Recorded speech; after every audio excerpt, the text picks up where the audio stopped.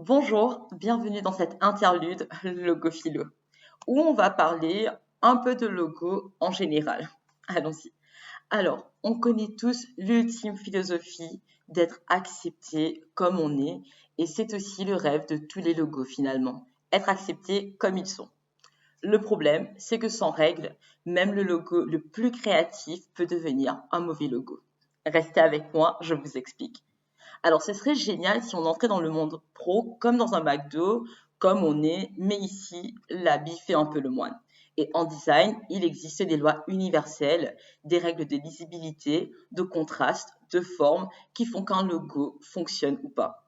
Et aussi des contraintes d'adaptation. Un logo doit vivre sur le web, en miniature, en impression, en noir et blanc, etc. Et si vous n'aviez jamais remarqué, faisons un bref topo sur ces 15 dernières années. On a observé deux tendances qui ont poussé l'adaptation.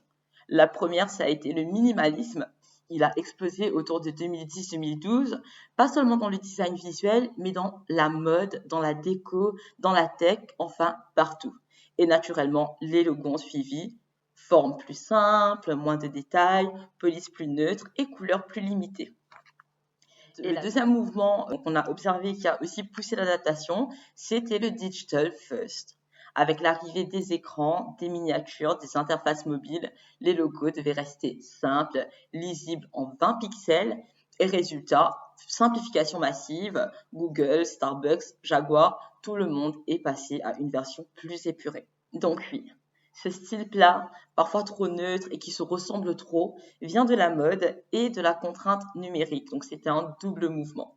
Donc si les règles de lisibilité, de contraste, de forme sont elles plutôt figées, parce que là, gardez bien en tête que si on doit plisser les yeux, c'est raté. Les règles d'adaptation, à contrario, sont dynamiques, donc il faudra toujours s'adapter aux plateformes et parfois se retrouver coincé dans des mouvements. Ce sont des choix stratégiques. Et si du côté de la mode, on voit revenir le messie esthétique, tout porte à croire que nous recommencerons à avoir des logos populaires, plus caractériels, avec une pincée de maximalisme et personnellement, j'espère bien. Et c'est un peu ce que je veux partager dans ce module, une méthode de pensée simple pour s'exprimer tout en respectant les lois universelles qui font qu'un logo reste visible, cohérent et utilisable dans la vraie vie.